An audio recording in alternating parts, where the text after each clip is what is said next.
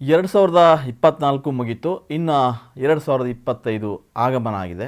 So ಒಂದೊಂದು ರಂಗದ ಪಾಲಿಗೆ ಈ ವರ್ಷ ನಿಜಕ್ಕೂ ಒಂದು ರೀತಿಯ ಸಂಭ್ರಮನೆ ಅಂತ ಹೇಳ್ಬೋದು, ಒಂದು ನಿರೀಕ್ಷೆಯ ವರ್ಷ ಅಂತ ಕೂಡ ಹೇಳ್ಬೋದು. ಅದರಲ್ಲೂ ಚಿತ್ರರಂಗದ ಪಾಲಿಗೆ 2025 ಖಂಡಿತವಾಗಿಯೂ ಒಂದು ಆಶಾದಾಯಕವಾಗಿ ಇರುತ್ತೆ ಅಂತ ಎಲ್ಲರೂ ಕೂಡ ಭಾವಿಸಿದ್ದಾರೆ. 2024ರಲ್ಲಿ ಚಿತ್ರರಂಗ ದೊಡ್ಡ ಮಟ್ಟದ ಯಶಸ್ಸನ್ನು ಪಡೀಲಿಲ್ಲ. ಹಾಗೆ ನೋಡಿದ್ರೆ ಎಲ್ಲೋ ಒಂದು ಕಡೆಗೆ ಒಂದಿಷ್ಟು ಬೆರಳಿಕೆಯ ಸಿನಿಮಾಗಳು ಮಾತ್ರ ಸಕ್ಸಸ್ ಕಂಡು. ಸೊ ಅದರಲ್ಲೂ ಸೆಕೆಂಡ್ ಹಾಫ್ ಅಂದರೆ 6 ತಿಂಗಳ ಬಳಿಕ ಬಂದಂಥ ಒಂದಿಷ್ಟು ಸಿನಿಮಾಗಳು ಕನ್ನಡ ಚಿತ್ರರಂಗದಲ್ಲಿ ಸದ್ದು ಮಾಡಿದ್ವು. ಸೊ ಒಂದಿಷ್ಟು ಹೊಸಬರಿಗೂ ಕೂಡ ಉತ್ಸಾಹವನ್ನು ತುಂಬು. ಅದರ ಜೊತೆಗೆ ಗಳಿಕೆಯ ವಿಚಾರದಲ್ಲೂ ಕೂಡ ಸಿನಿಮಾಗಳು ಒಂದು ತಕ್ಕ ಮಟ್ಟಿಗೆ ಮಾತ್ರ ಹೊಸಷ್ಟನ್ನು ಕಂಡು. ನಿರೀಕ್ಷೆ ಇರ್ತಕ್ಕಂಥ ಸಿನಿಮಾಗಳು ಗೆಲ್ಲಿಲ್ಲ, ನಿರೀಕ್ಷೆ ಇಲ್ಲದಂಥ ಸಿನಿಮಾಗಳು ಒಂದಿಷ್ಟು ಸದ್ದು ಮಾಡಿದಂತೂ ನಿಜ. ಅದೇನೇ ಆದರೂ ಕೂಡ 2024ಕ್ಕಿಂತ 2025 ವರ್ಷ ಏನಿದೆ, ಈ ಹೊಸ ವರ್ಷದಲ್ಲಿ ಸಾಕಷ್ಟು ನಿರೀಕ್ಷೆಯ ಸಿನಿಮಾಗಳಿದೆ, ಒಂದಿಷ್ಟು ಸಕ್ಸಸ್ಫುಲ್ ಆಗುವಂಥ ಸಿನಿಮಾಗಳ ಇದ್ದಾವೆ. ಅದರಲ್ಲೂ ಬಹುತೇಕ ಸ್ಟಾರ್ಸ್ ಸಿನಿಮಾಗಳು ಇದೇ ವರ್ಷ ತೆರೆಗೆ ಬರ್ತವೆ. ಸೊ ಆ ಬರುವಂಥ ಸಿನಿಮಾಗಳ ಏನು ಹೆಸರುಗಳನ್ನು ಕೇಳ್ತಾ ಹೋದಾಗೆಲ್ಲ ಕನ್ನಡ ಇಂಡಸ್ಟ್ರಿಯಲ್ಲಿ ನಿಜಕ್ಕೂ ಈ ಸಿನಿಮಾ ಗೆಲುವನ್ನು ಕೊಡುತ್ತೆ, ಕನ್ನಡ ಚಿತ್ರರಂಗಕ್ಕೆ ಮತ್ತೊಂದು ಏನು ದೊಡ್ಡ ಮಟ್ಟದ ಯಶಸ್ಸು ಜೊತೆಗೆ ಕರ್ಕೊಂಡು ಹೋಗುತ್ತೆ ಅನ್ನೋ ಲೆಕ್ಕಾಚಾರಗಳು ಈಗ ಆಲ್ರೆಡಿ ಗಾಂಧಿನಗರದಲ್ಲಿ ಗಿರಿಕಿ ಹೊಡಿತವೆ. ಸೊ ಹಾಗೆ ನೋಡೋದಾದರೆ ಕನ್ನಡ ಚಿತ್ರರಂಗದಲ್ಲಿ ಈ ವರ್ಷದ ಟಾಪ್ ಸಿನಿಮಾಗಳು ಅಥವಾ ಟಾಪ್ ಸ್ಟಾರ್ ಸಿನಿಮಾಗಳು ಯಾವೆಲ್ಲ ಬರಬಹುದು, ಯಾವೆಲ್ಲ ಈ ವರ್ಷ ಬರ್ತವೆ ಅಂತ ಲೆಕ್ಕಾಚಾರಗಳು ಶುರುವಾಗಿದ್ದಾವೆ. ಆ ಬಗ್ಗೆ ಮಾತಾಡೋದಾದರೆ ಮೊದಲಿಗೆ ಯಶ್ ಅಭಿನಯದ ಟಾಕ್ಸಿಕ್. ಈ ಟಾಕ್ಸಿಕ್ ಸಿನಿಮಾ ಆರಂಭದಿಂದನೂ ಕೂಡ ಸಾಕಷ್ಟು ಸೌಂಡ್ ಮಾಡ್ತು. ಯಾಕಂದರೆ ಟಾಕ್ಸಿಕ್ ಬರೀ ಕನ್ನಡ ಸಿನಿಮಾ ಆಗಿರಬಹುದು, ಆದರೆ ಇದು ದೇಶ ಅಲ್ಲ ವಿದೇಶದಲ್ಲೂ ಕೂಡ ಸದ್ದು ಮಾಡುವಂಥ ಸಿನಿಮಾ ಅಂತ ಹೇಳಲಾಗ್ತಾಯಿದೆ. ಯಾಕಂದರೆ ಇದು ಯಶ್ ಅಭಿನಯದ ಸಿನಿಮಾ ಒಂದು, ಮತ್ತು ದೊಡ್ಡ ಪ್ರೊಡಕ್ಷನಲ್ಲಿ ತಯಾರಾಗ್ತಿರ್ತಕ್ಕಂಥ ಒಂದು ಸಿನಿಮಾ. KVN ಪ್ರೊಡಕ್ಷನ್ ಕೂಡ ಈ ಸಿನಿಮಾದ ಜೊತೆ ಕೈ ಜೋಡಿಸಿದೆ. ಸೊ ಯಶ್ ಏನೇ ಮಾಡಿದ್ರು ತುಂಬ ಏನು ಪ್ಲ್ಯಾನ್ ಪ್ರಕಾರ ಮಾಡ್ತಾರೆ, ಲೇಟ್ ಆದರೂ ಕೂಡ ಲೇಟೆಸ್ಟ್ ಸಿನಿಮಾ ಮಾಡ್ತಾರೆ ಅನ್ನೋ ಹೆಸರಿದೆ. ಸೊ ಆ ಕಾರಣಕ್ಕೆ ಇಂದಿನ ಅವರ ಎಲ್ಲ ಸಿನಿಮಾಗಳು ಕೂಡ ಆ ರೀತಿಯೇ ಸಕ್ಸಸ್ ಕಂಡಂಥವು. ಸೊ KGF ಬಳಿಕ ಅವರು ಈ ಸಿನಿಮಾನ ಒಪ್ಕೊಂಡಿದ್ದಾರೆ, ಟಾಕ್ಸಿಕ್ ಸಿನಿಮಾ ಮಾಡ್ತಾಯಿದ್ದಾರೆ. ಗೀತು ಮೋಹನ್ ದಾಸ್ ಈ ಸಿನಿಮಾದ ನಿರ್ದೇಶಕರು. ಸೊ ಇದೊಂದು ಬೇರೆ ಮಟ್ಟದ ಸಿನಿಮಾ ಆಗಿರೋದ್ರಿಂದ ಈ ಸಿನಿಮಾನ ಇದೇ ವರ್ಷ ಏನು ಡಿಸೆಂಬರ್ನಲ್ಲಿ ತೆರೆಗೆ ಬರುತ್ತೆ ಅಂತ ಹೇಳಲಾಗ್ತಿದೆ. ಸೊ ಆಗಸ್ಟಿಂದ ಪೋಸ್ಟ್ ಪ್ರೊಡಕ್ಷನ್ಗಳು ಕೂಡ ಶುರುವಾಗ್ತವೆ. ಹಾಗಾಗಿ ಈ ಸಿನಿಮಾದ ಮೇಲೆ ಸಾಕಷ್ಟು ನಿರೀಕ್ಷೆಯನ್ನು ಇಟ್ಕೊಳ್ಳಲಾಗಿದೆ. ಇನ್ನು ಕಳೆದ ಕಾಂತಾರ ಸಿನಿಮಾ ಬಂತು. ಆ ಕಾಂತಾರ ಸಿನಿಮಾ ಬಗ್ಗೆ ನಿಮಗೆಲ್ರಿಗೂ ಗೊತ್ತು, ಅದು ಪ್ಯಾನ್ ಇಂಡಿಯಾ ಅಷ್ಟೇ ಅಲ್ಲ, ಸೊ ಪ್ಯಾನ್ ವರ್ಲ್ಡ್ ಲೆವೆಲ್ಗೆ ಕೂಡ ಹಿಟ್ಟಾಯಿತು.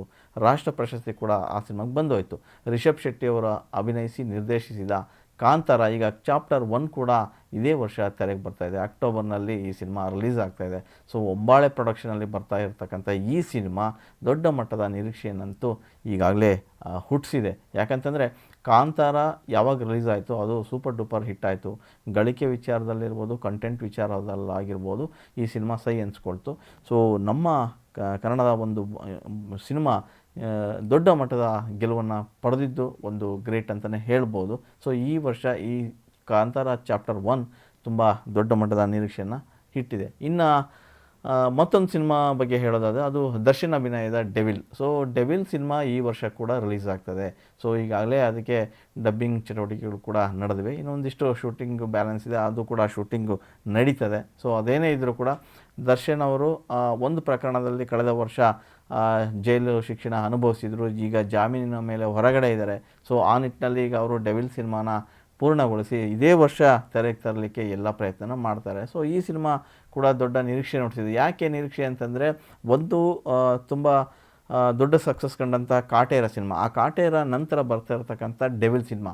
ಇನ್ನೊಂದು ಈ ಸಿನಿಮಾದ ನಿರ್ದೇಶಕ ಮಿಲನ ಪ್ರಕಾಶ್ ಅವರು ಸಾಕಷ್ಟು ವರ್ಷಗಳ ಬಳಿಕ ಈ ಸಿನಿಮಾವನ್ನು ನಿರ್ದೇಶನ ಮಾಡ್ತಾ ಇದ್ದಾರೆ ಮಿಲನ ಪ್ರಕಾಶ್. ಸೊ ಈ ಸಿನಿಮಾದ ಮೇಲೆ ಸಾಕಷ್ಟು ನಿರೀಕ್ಷೆನ ಜನ ಇಟ್ಕೊಂಡಿದ್ದಾರೆ. ಇನ್ನು ಇದರ ಜೊತೆಗೆ 45 ಅನ್ನೋ ಒಂದು ಸಿನಿಮಾ ಕೂಡ ನಿಮಗೆ ಗೊತ್ತಿರ್ಬೋದು, ಅದು ಈಗ ಆಲ್ರೆಡಿ ರಿಲೀಸ್ಗೆ ರೆಡಿ ಆಗ್ತಾಯಿದೆ. Arjun Janya first time direction ಮಾಡಿರ್ತಕ್ಕಂಥ ಸಿನಿಮಾ ಇದು. ಶಿವರಾಜ್ ಕುಮಾರ್ ಇದ್ದಾರೆ, ಉಪೇಂದ್ರ ಇದ್ದಾರೆ, ಮತ್ತು ರಾಜ್ಬಿ ಶೆಟ್ಟಿ ಕೂಡ ಈ ಸಿನಿಮಾ ನಡೆಸಿದ್ದಾರೆ. ರಮೇಶ್ ರೆಡ್ಡಿ ಅವರ ಪ್ರೊಡಕ್ಷನ್ ಈ ಸಿನಿಮಾ.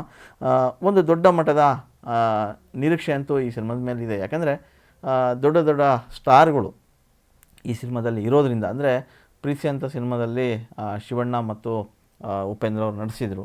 ಅದಾದಮೇಲೆ ಒಂದಿಷ್ಟು ಸಿನಿಮಾಗಳ ಜೊತೆ ಬಂದು ಈಗ ಮತ್ತು ಅರ್ಜುನ್ ಜನ್ಯ ಅವರ ನಿರ್ದೇಶನದಲ್ಲಿ ಈ ಸಿನಿಮಾ ಬರ್ತಿರೋದ್ರಿಂದ ಈ ಸಿನಿಮಾ ಒಂದಿಷ್ಟು ನಿರೀಕ್ಷೆನಂತೂ ಇಟ್ಕೋಬೋದು. ಅದರ ಜೊತೆಗೆ K D cinema. So K D cinema ಕೂಡ ಧ್ರುವ ಸರ್ಜಾ ಅವರ ಒಂದು ಮತ್ತೊಂದು ನಿರೀಕ್ಷೆ ಸಿನಿಮಾ. ಸೊ ಯಾಕೆ ನಿರೀಕ್ಷೆ ಅಂತಂದರೆ ಇಲ್ಲಿ ಜೋಗಿ ಪ್ರೇಮ್ ಕೂಡ ಡೈರೆಕ್ಷನ್ ಮಾಡಿದ್ದಾರೆ. ಜೋಗಿ ಪ್ರೇಮ್ ಅವರ ನಿರ್ದೇಶನ ಸಿನಿಮಾ ಆಗಿರೋದ್ರಿಂದ ತಕ್ಕ ಮಟ್ಟಿಗೆ ಸಿನಿಮಾದ ಹವಾ ಎದ್ದೇ ಇರುತ್ತೆ. ಸೊ ಹಂಗಾಗಿ ಯಾವಾಗ ಈ ಸಿನಿಮಾದ ಟೈಟಲ್ ಅನೌನ್ಸ್ ಆಯಿತು ಅಲ್ಲಿಂದ ಇಲ್ಲಿವರೆಗೂ ಕೂಡ ಸಿನಿಮಾ ಸಾಕಷ್ಟು ಸುದ್ದಿ ಮಾಡ್ತಾನೆ ಬಂದಿದೆ. ಇತ್ತೀಚೆಗೆ ಒಂದು ಸಾಂಗ್ ಕೂಡ ದೊಡ್ಡ ಸೌಂಡ್ ಆಯಿತು.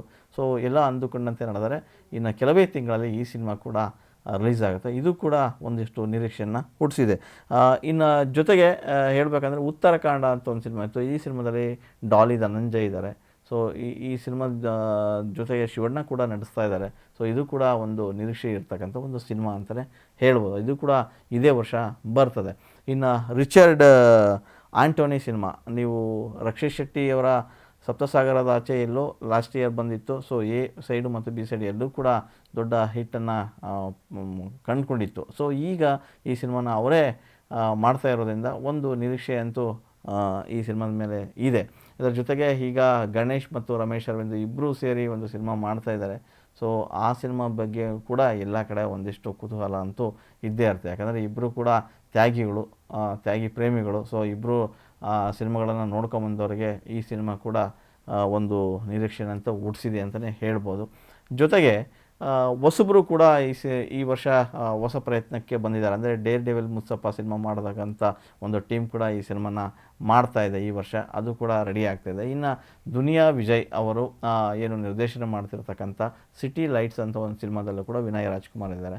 ಸೊ ವಿನಯ್ ರಾಜ್ಕುಮಾರ್ ಸಿನಿಮಾ ಕೂಡ ಒಂದು ತಕ್ಕ ಮಟ್ಟಿಗಿನ ನಿರೀಕ್ಷೆನ ಹುಟ್ಟಿಸಿದೆ. ಇನ್ನು ಯುವ ರಾಜ್ಕುಮಾರ್ ಕೂಡ ಒಂದು ಸಿನಿಮಾ ಮಾಡ್ತಾಯಿದ್ದಾರೆ. ಆ ಸಿನಿಮಾ ಮೇಲೂ ಕೂಡ ಒಂದಷ್ಟು ಏನು ಕುತೂಹಲಗಳಂತೂ ಇದೆ. ಯಾಕಂತಂದರೆ ಕಳೆದ ಯುವ ಸಿನಿಮಾ ಮೂಲಕ ಬಂದಂಥ ಯುವ ಸೊ ಎರಡನೇ ಸಿನಿಮಾ ಮಾಡ್ತಾಯಿದ್ದಾರೆ. ಅದೊಂದು ದೊಡ್ಡ ಮಟ್ಟದ ಸಿನಿಮಾ ಆಗುತ್ತೆ ಅಂತ ಎಲ್ಲರೂ ಕೂಡ ಹೇಳ್ತಾ ಇದ್ದಾರೆ. ಕನ್ನಡದಲ್ಲಿ ಸಾಕಷ್ಟು ಹೊಸಬರು ಸಿನಿಮಾಗಳೇ ಬರ್ತಾ ಇದ್ದಾವೆ. ಸೊ ಸ್ಟಾರ್ ಸಿನಿಮಾಗಳು ಕಮ್ಮಿ ಅಂತ ಹೇಳ್ಬೋದು. ಈ ನಿಟ್ಟಲ್ಲಿ ನೋಡೋದಾದರೆ ಇನ್ನು ಸುದೀಪ್ ಅವರು ಕಳೆದ ವರ್ಷ ಮ್ಯಾಕ್ಸ್ ಸೂಪರ್ ಹಿಟ್ಟನ್ನು ಕೊಟ್ಟಂಥ ಸುದೀಪ್ ಅವರು ಈಗ ಮತ್ತೊಂದು ಸಿನಿಮಾ ಅಣಿ ಆಗ್ತಾಯಿದ್ದಾರೆ. ಅದು ಈ ವರ್ಷವೇ ಬರ್ತಾಯಿದೆ. ಸೊ ನಿರೂಪ್ ಭಂಡಾರಿ, ಅನೂಪ್ ಭಂಡಾರಿ ಎಲ್ಲ ಸೇರಿ ಒಂದು ಸಿನಿಮಾ ಮಾಡಿದರು, ವಿಕ್ರಾಂತ್ ಋಣ. ಸೊ ಅನೂಪ್ ಭಂಡಾರಿ ಅವರ ನಿರ್ದೇಶನದಲ್ಲಿ ಈಗ ಬಿಲ್ಲಾ ರಂಗ ಭಾಷಾ ಅಂತ ಕೂಡ ಒಂದು ಸಿನಿಮಾ ಬರ್ತಾಯಿದೆ. ಆ ಸಿನಿಮಾದಲ್ಲಿ ಸುದೀಪ್ ಅವರು ಹೈಲೈಟು. ಸೊ ಆ ಸಿನಿಮಾ ಕೂಡ ಇದೇ ವರ್ಷ ತೆರೆಗೆ ಬರುತ್ತೆ ಅಂತ ಎಲ್ಲ ಮೂಲಗಳು ಕೂಡ ಹೇಳ್ತಾ ಇದೆ. ಸೊ ಸದ್ಯಕ್ಕೆ ಸುದೀಪ್ ಅವರು ವರ್ಷಕ್ಕೆ 2 ಸಿನಿಮಾ ಮಾಡ್ತೀವಿ ಅಂತ ಕೂಡ ಅನೌನ್ಸ್ ಮಾಡಿದರು. ಸೊ ಕಳೆದ ವರ್ಷ ಒಂದು ಸಿನಿಮಾ ಬಂತು. ಈ ವರ್ಷ ಬಿಲ್ಲಾರಂಗ ಭಾಷಾ ಜೊತೆಗೆ ಇನ್ನೊಂದು ಸಿನಿಮಾ ಅನೌನ್ಸ್ ಮಾಡಿದ್ರು ಮಾಡ್ಬೋದು. ಸೊ ಒಂದು ಅಂತೂ ನಿಜ, ಈ ವರ್ಷ ಒಂದಷ್ಟು ನಿರೀಕ್ಷೆಯ ಸಿನಿಮಾಗಳು ತೆರೆಗೆ ಅಪ್ಪಳಿಸೋದಕ್ಕೆ ರೆಡಿ ಆಗ್ತಿದೆ. 24 ಹೇಗೋ ಗೊತ್ತಿಲ್ಲ, ಆದರೆ 2025 ಕನ್ನಡ ಚಿತ್ರರಂಗದ ಪಾಲಿಗೆ ನಿಜಕ್ಕೂ ಒಂದು ಆಶಾದಾಯಕ ಬೆಳವಣಿಗೆ ಅಂತ ಹೇಳ್ಬೋದು. ಇವಿಷ್ಟು ಸಿನಿಮಾಗಳು ಕನ್ನಡ ಚಿತ್ರರಂಗಕ್ಕೆ ಬಂದು ಒಂದಿಷ್ಟು ಯಶಸ್ಸು ಕಂಡುಕೊಂಡ್ರೆ ಕನ್ನಡ ಚಿತ್ರರಂಗ ಮತ್ತೆ ಬೇರೆ ಮಟ್ಟಕ್ಕೆ ಹೋಗುತ್ತೆ. ವ್ಯಾಪಾರ ವಹಿವಾಟಿನಲ್ಲೂ ಕೂಡ ದೊಡ್ಡ ಮಟ್ಟದ ಗಳಿಕೆಯನ್ನು ಪಡಿಬೋದು. ಸೊ ಅಷ್ಟೇ ಅಲ್ಲ, ಹೊಸಬರಿಗೂ ಕೂಡ ಒಂದಷ್ಟು ಉತ್ಸಾಹವನ್ನು ತರುವಂಥ ಸಾಧ್ಯತೆಗಳು ಈ ಸಿನಿಮಾಗಳು ಕಲ್ಪಿಸ್ಕೊಡ್ಬೋದು. ಅದೇನೇ ಇರಲಿ, 2025 ಖಂಡಿತ ಚಿತ್ರರಂಗಕ್ಕೆ ನಿರೀಕ್ಷೆಯ ದಿನಗಳು.